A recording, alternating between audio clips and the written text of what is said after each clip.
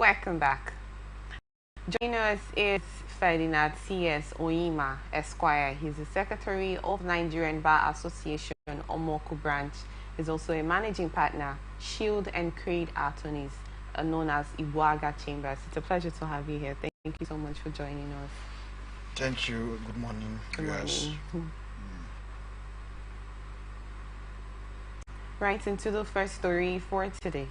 Environmental Defenders Network, known as EDEN, has called the attention of the National Oil Spill Detection and Remediation Agency and Shell Petroleum to a crude oil spill from a pipeline along Obololi Creek in southern Ijo local government area of Bayelsa State.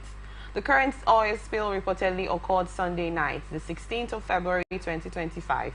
A statement by EDEN's Media and Communications Manager, Elvira Jordan, said this is the very first spill happening on the community's river or creek. She noted that the water body is the community's only source for drinking and everything else. The statement reads, Obololi community is where pipelines belonging to Oando and Shell traversed. The community folks claim Shell led the pipelines in 1973 and has not replaced them since then. The people urgently needs drinking water. Shell should immediately mobilize for GIV and follow up with cleanup, remediation and compensation, the group said.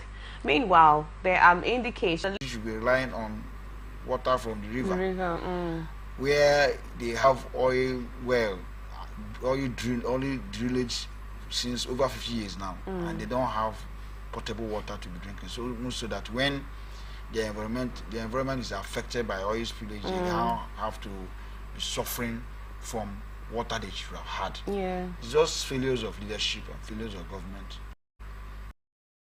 It's most unfortunate, but I just hope that NOSRA responds on time and the federal government immediately steps in and does what is needed to be done. And then going forward, efforts should be made to ensure that all the communities in the Niger Delta where you have oil explorations going on should have at least potable pipe-borne water. So much so that when these spillages occur, it doesn't really have to affect their source of water supply, because water supply is very, very important, because it's something that life cannot. The government should not wait, because these are citizens of Nigeria. Their communities belong to Nigeria. You should not wait when things go wrong. You now start, or when people agitate and stop you from oil exploration, that's where you now start trying to pacify them and do things that ordinary ought to have done before now.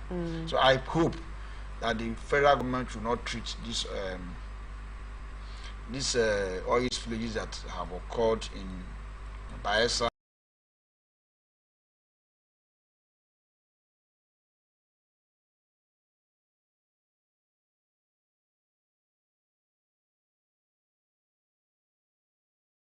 activities in that area before their environment is cleaned up. The Benue is different because there you're talking about cleanup. Their land has been destroyed and their aquatic life destroyed, farm agricultural life destroyed. So what they are doing is more of remediating what has been so badly destroyed. But my own concern for this ongoing community, from the news I just been read, is that people are now being stranded in terms of water supply, which is an immediate, essential need. So we're not just talking about the aquatic life that will be affected, and their farmlands that may be affected by the oil spillage. I'm talking about water. That's my own concern. Water is not something that can for a month to be resolved. It's how everybody takes water every day. So if your source of water as a community that is oil, hosts a community, the only means of water supply is from the river that is prone to to oil spill. And it's bad enough that actually the oil spillage, does happen.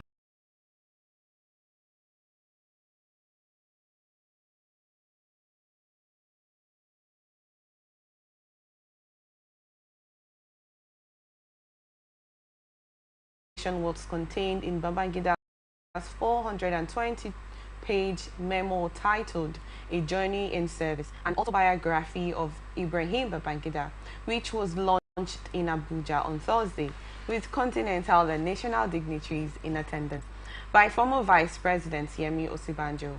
Although I am on record to have stated that the election that Abiola may not have won the election, upon further reflection and a closer examination of all available facts, particularly the detailed election results, which are published as an appendix to this book, there was no doubt that MKO Abiola won the June 12 elections, Babangida admitted in his book.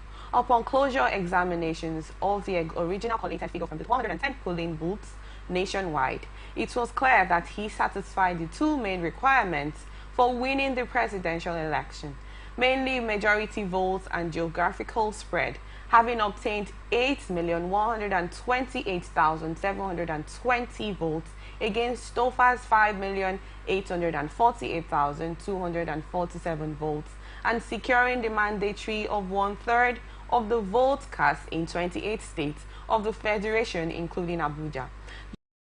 During his address, Babangida, famously known as IBB, told the gathering that the annulment of the poll was in extreme national interest. Please, I'd love to get your thoughts on this quickly. Well, the thing is, it's good that, truth is very stubborn. It remains what it is. It is good that the retired general has decided to disclose what had been known to almost everybody. Okay, I'm so sorry. I'm going to cut you short. We actually have a Zoom guest go on air right now, so we'll love to get his thoughts. Then I continue with you. That's fine by me. I'm so sorry about that. Chief Wuke is here. Chief Obona Wuke is here. He's a former House of Rep and a publisher of the Port Harcourt Telegraph. It's a pleasure to have you here with us. Thank you so much for joining us. Thank you so much. Although the atmosphere is very low. Oh. Maybe I have to be louder. I have to be louder enough so you can hear me clearly. Can you hear me now, sir? Well, yeah.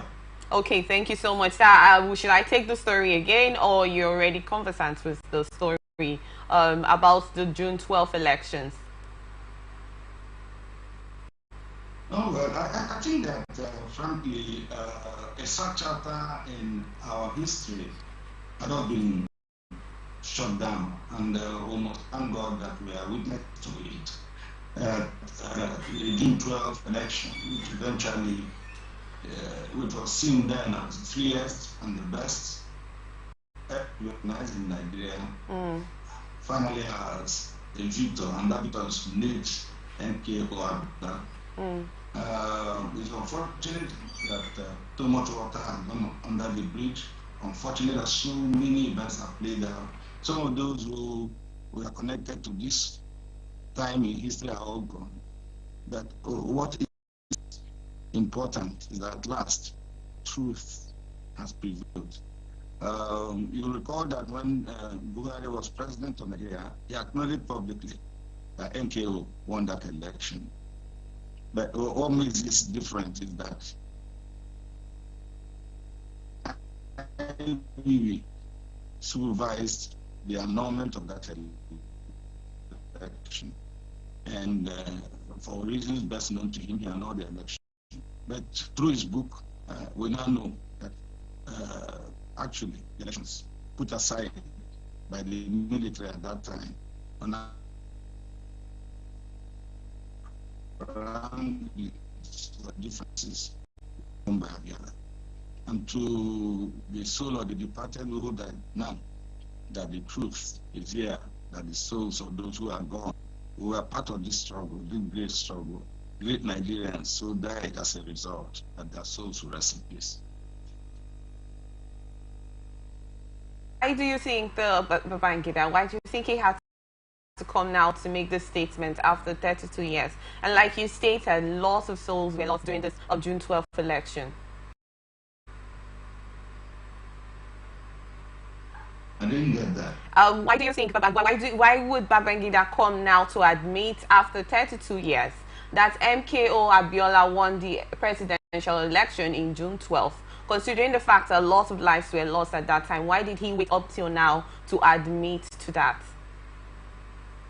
It's taken 32 years of great reflections on his part, I suppose, and taking 32 years of great questioning by the Nigerian people as to what happened at that time. 32 years after, IBB still lives, is not dead. And I think that some of these issues certainly would weigh on his conscience. And it's a good thing that now, at this point, he capture some of those things that whatever IBB is saying now was not known to Nigerian people who used to see the president winner of the June 12th elections, and who used to say Abiola won it, maybe with complete facts. But I think the facts are available now by the greatest of the actors at that time, who admits publicly, and a moment of great reflection, that honestly, MKO won that election. Okay. Do you think Babangida was coerced not to make, a statement at the time? Because if we check back into records, they were close friends at that time. While there was this elections, do you think there was sort of like a principality, if I may use that word, a higher hand that made him not to agree or not let Abiola become the president at that time? I think what IBB has done is to declassify information. Most of this information may have been classified from their point of view or from his point of view. And honestly, we've had great people like Humphrey Mosu who conducted elections. Most have had the opportunity in their time to reflect, keep their mind on these issues. It's possible. Look, the weight of what happened that day.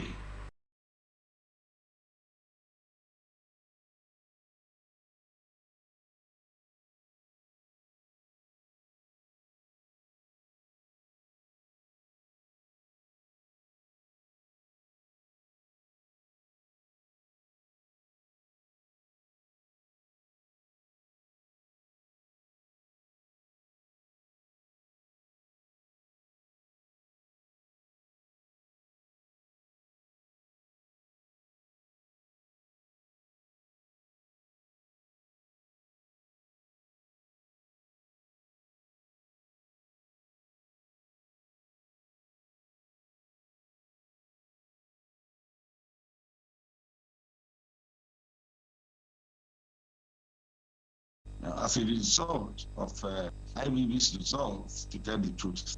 And that's something, maybe, even if I had all the blames on him, I can say I admire him for.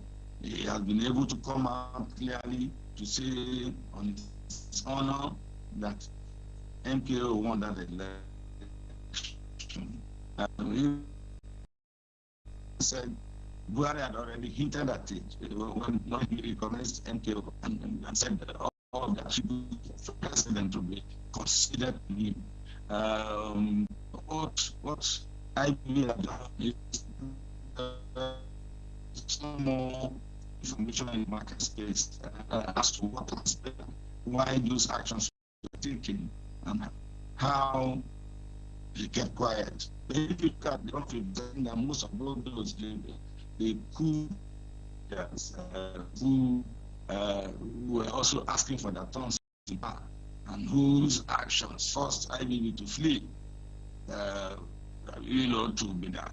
At the end of the day, was something that IBB said could not have dismissed easily. I think it was a victim of his own conscience, a prisoner of conscience.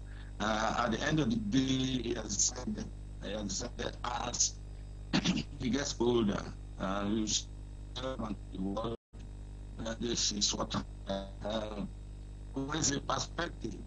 The other ones are dead, so nobody's likely to ask them questions. Dead men don't talk. the IBB's account stands that he was not instrumental directly, and he did this to save the nation and to save the lives of those who won elections. So, but it's his own account, his account against the dead. But for whatever it's worth, it's the account that we have in the public space. Question. There's been this criticism over the statement from Babangida that he should have made a public apology instead of just making the statement that MKO Abiola won the presidential election because lives were lost, and then the traumatic experience that possibly Abiola had at the time, and then the friendship betrayal between both of them, that he should have actually made a public apology instead of just making the statement. I'd love to get your thoughts on that quickly, sir. You want an apology, you can get one. But I think that we're talking about facts at this point. And the basic, in my view, is that whereas the reasons for those actions are coming belatedly, it presents us with a complete picture of what transpired in those days, those hours, and those moments when those decisions,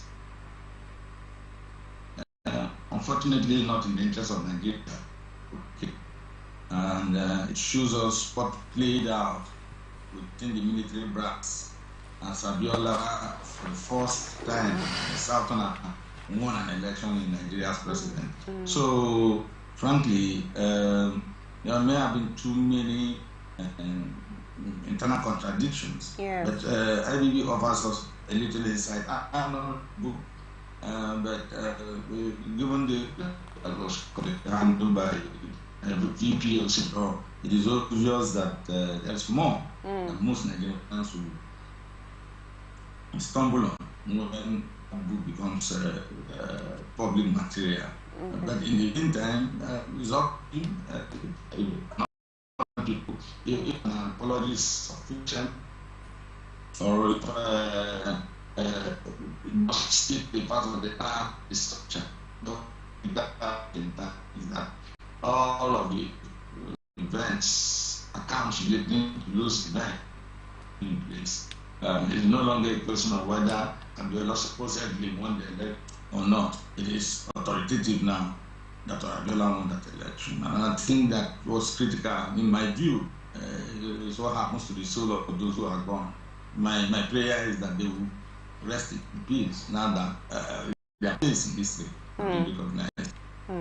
Thank you so much on that, Chief Owonawuke. I really, really appreciate this time. Thank you so much, sir. Well, we will continue. We will get back to you or if we have more stories on that. Thank you so much for joining us, sir. Thank you so much. Thank you so much. All right, sir. Let's continue. I also want to get your input on this quickly, please. And considering I actually asked the question on this instance, and I wanted to the fact that Babangida had to wait up till now to release this memo that he has, in order to use it as a means to come out to admit that MKO Abiola won this June 12th elections, after all this long period of time. It's actually a thing for concern. Like I asked, this thing of betrayal and uncertainty, and then he made mention of it was for the interest of the nation in his book. I'd love to get your thoughts on this, please. Okay, like I was saying before your guest came in. Okay. The disclosures by